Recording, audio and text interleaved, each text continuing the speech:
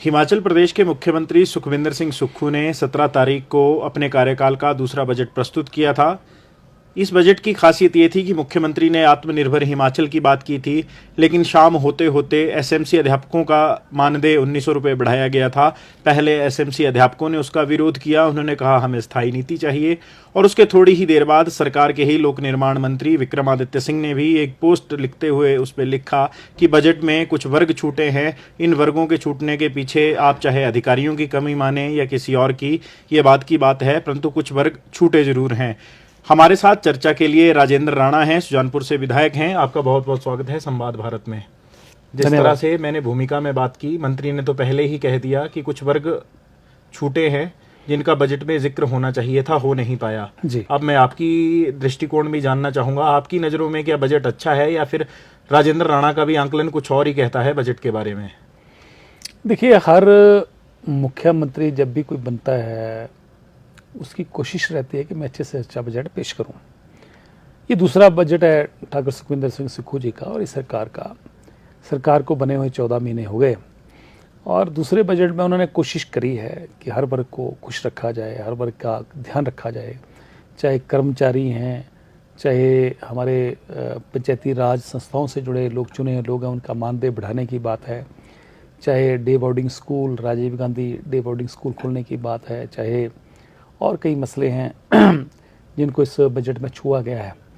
इसके अलावा नई स्कीमें कई शुरू की गई हैं। हेल्थ में भी कुछ नया करने की कोशिश हुआ है। हमीरपुर में कैंसर हॉस्पिटल खोलने की भी बात हुई है और मुझे लगता है कि फिर भी जितना सरकार का जो खजाना है, जो इजाज़त देता है जो कि इस वक्त हिमाचल प्रदेश बार बार आप लोग सुनने को मिलता है, आप लोगों को भी मिलता है कि आर्थिक संकट के दौर से हिमाचल प्रदेश गुजर रहा है।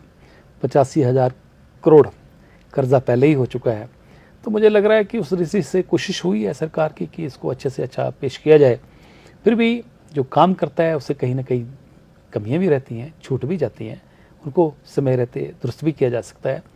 परंतु मैं ये बात ज़रूर कह रहा हूँ कि जो हमने लोगों के साथ कमिटमेंट्स करी हैं, उन कमिटमेंट्स को पूरा करने के लिए हम लोगों को प्रयास करना चाहिए, क्योंकि लोग वोट डालते हैं इसलिए डालते हैं कि ये कमिटमेंट हमारी है और इस कमिटमेंट को मानते हुए लोग वोट डालते हैं। जो गारंटीज हमने दी हैं वो हम जल्दी से जल्दी उनको पूरा करें, क्योंकि अब लोग विपक्ष में भी बोलना शुरू कर दिया है, जनता में भी लोगों में चर्चा शुरू हो गई है कि गारंटियाँ कब पूरी होंगी। हालांकि ओपीएस का मसला है, Rajiv Gandhi day boarding school का मसला है, ये पूरे हुए हैं। इसके अलावा भी कई कुछ करने की कोशिश हुई है, परंतु फिर भी अभी जैसे 1500 रुपया महिलाओं को देने की बात है, 300 यूनिट बिजली फ्री देने की बात है, गोबर वाला इशू है, कोई और कई इशूज़ हैं, मिल्क वाला इशू है। मिल्क तो 6 रुपये बढ़ाया भी है, 55 रुपये प्रति लीटर कर दिया है, परंतु विपक्ष के कई साथियों का ये भी कहना था कि 55 रुपये लीटर तो आपने कर दिया, पर बाहर तो ओपन मार्केट में तो 60 रुपये वैसे बिक रहा है। तो ये सारी चीज़ें हैं, तो इसमें ठीक करने की ज़रूरत है कई चीज़ों को, परंतु हो जाएगा मसला। मुझे लग रहा है कि धीरे धीरे सब ठीक होगा। आपने विपक्ष का जिक्र किया, आपके बारे में भी एक सवाल उठ रहा है कि आप भी सरकार में होते हुए विपक्ष में ही हैं। देखिए, अच्छा मित्र उसको कहते हैं जो आपकी कमियां गिनवाए, और जो आपकी लगातार प्रशंसा करे उसको हमेशा दुश्मन मान के चलना चाहिए। जो अच्छाइयाँ हैं, जो खूबियाँ हैं वो तो मेरी हैं, पर मेरे अंदर कमियाँ क्या हैं कोई मित्र ही आपका उसको बता सकता है कि कमियाँ इसको ठीक कर लीजिए। और जो हमेशा तारीफ़ करता है वो आपका हमेशा बड़ा दुश्मन होता है। इसलिए जहाँ जहाँ भी सरकार में कमी होती है हम उसको कहते हैं कि इसको ठीक कर लीजिए।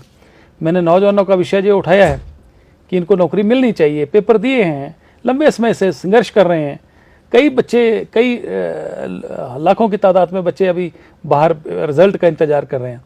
करुणामूलक वाले आधार पर बच्चे जो हैं वो नौकरी का इंतज़ार कर रहे हैं। उनके मदर या फादर दोनों में से दुनिया छोड़ के चले गए हैं, उनको आर्थिक संकट के दौर से गुजर रहे हैं। कई बच्चे ऐसे हैं जो पेरेंट्सलेस हैं, जिनको नौकरी मिलनी है। वो मुझे आज 8 बच्चों ने, 8 लोगों का बाई नेम एंड एड्रेस जो है मुझे सूची मेरे पास पड़ी हुई है।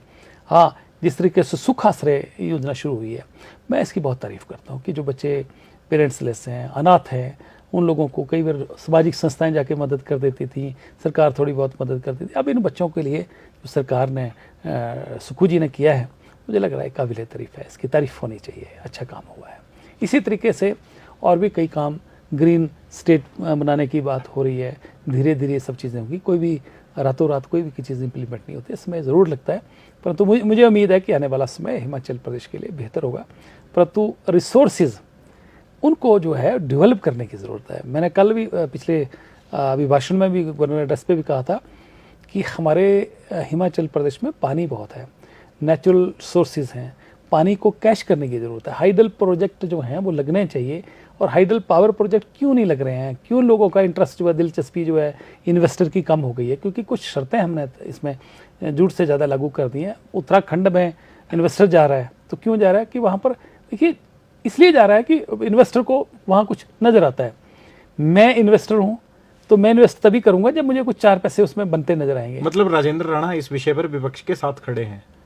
नहीं, मैं विपक्ष ने मामला नहीं उठाया, ये मामला मैंने खुद उठाया कि आखिर जो हमारे पास नेचुरल सोर्सेज हैं उनको कैश करने की जरूरत है। पावर प्रोजेक्ट्स क्यों इंटरेस्ट जो है लोगों का कम हो रहा है, विपक्ष वालों ने नहीं मामला उठाया। ये मैं खुद इस बात को सलाह दे रहा हूँ सरकार को कि ये जो शर्तें हैं, टर्म एंड कंडीशंस हैं पावर प्रोजेक्ट लगाने की, इसमें थोड़ा सा इसको सुधार किया जाए।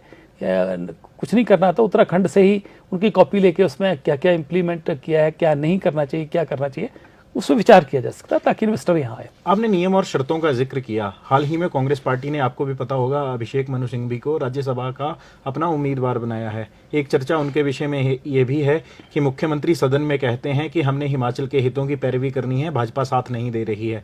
लेकिन दूसरी तरफ वही मनु सिंघवी हैं जो परियोजनाओं के जो मालिक दिल्ली में गए हैं कोर्ट में, जिन्होंने ये कहा है कि हम वाटर सेस नहीं देंगे, उनका केस मनु सिंघवी लड़ रहे हैं। ऐसे में आपको नहीं लगता कि राज्यसभा के लिए भाजपा ने जो अपना उम्मीदवार उतारा है, कहीं ना कहीं क्रॉस वोटिंग के भी चांसेस हैं, क्योंकि हितों का टकराव तो यहाँ भी हो रहा है? देखिए, इससे मेरे अधिकार का क्षेत्र नहीं है कि कैंडिडेट कौन होगा, ये हाईकमान का अधिकार। मतदान तो आप भी करेंगे? अधिकार क्षेत्र है जो हाईकमान ने कर दिया, हम उस फैसले के साथ हैं। परंतु हाईकमान का अधिकार क्षेत्र है, मुख्यमंत्री का अधिकार क्षेत्र है, जो उन्होंने किया होगा सोच के किया होगा। परंतु अगर ऐसी चर्चाएं हैं तो मुझे लिए चिंता का विषय है।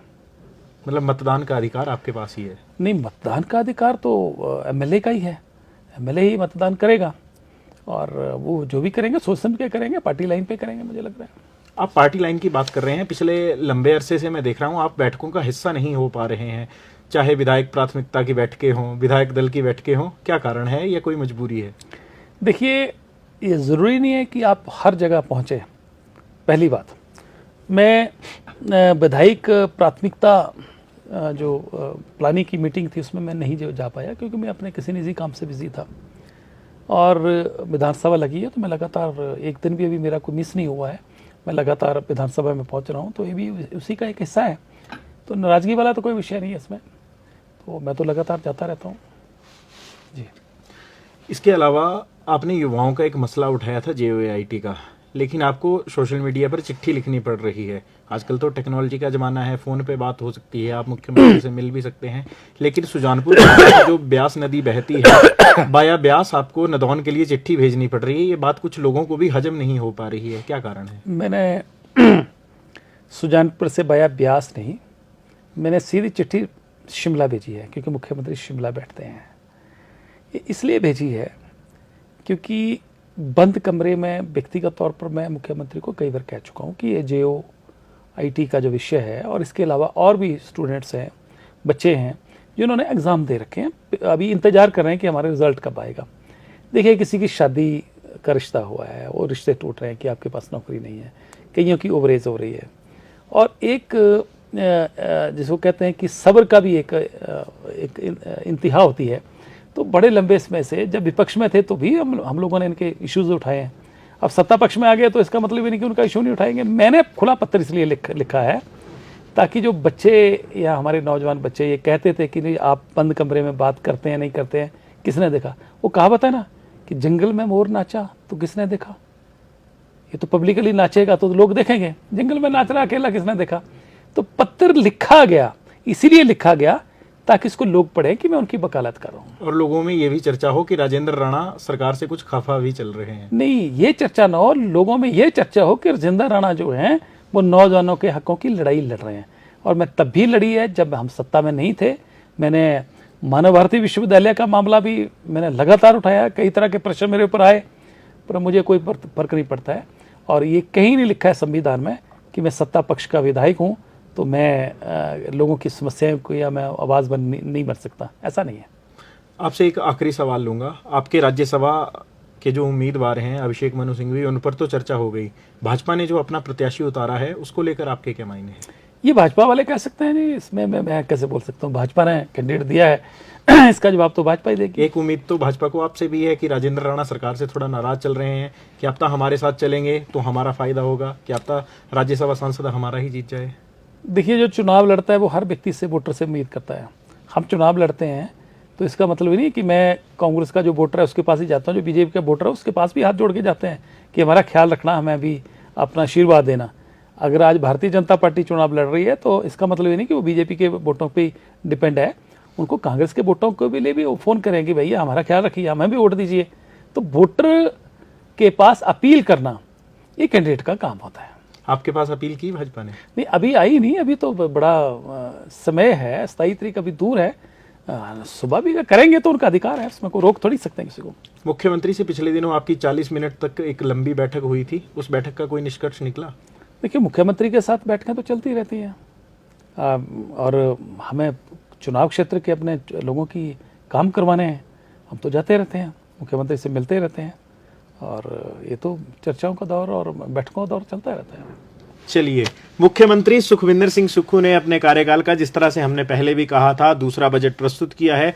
बजट को लेकर विपक्ष ने तो अपनी प्रतिक्रिया दी, परंतु सरकार के अपने विधायकों का क्या सोचना है, क्योंकि मंत्री ने जिस दिन बजट प्रस्तुत हुआ था उसी शाम इसके ऊपर सवाल भी उठाए थे। साथ ही साथ जिस तरह से राज्यसभा के चुनाव हैं, कांग्रेस ने अभिषेक मनु सिंघवी को उतारा है, तो वहीं भाजपा ने हर्ष महाजन के ऊपर दांव खेला है। क्रॉस मतदान को लेकर जिस तरह से चर्चाएं हो रही थी उस पर भी हमने राजेंद्र राणा का पक्ष जानने का प्रयास किया। संवाद भारत में अभी के लिए बस इतना ही। नमस्कार।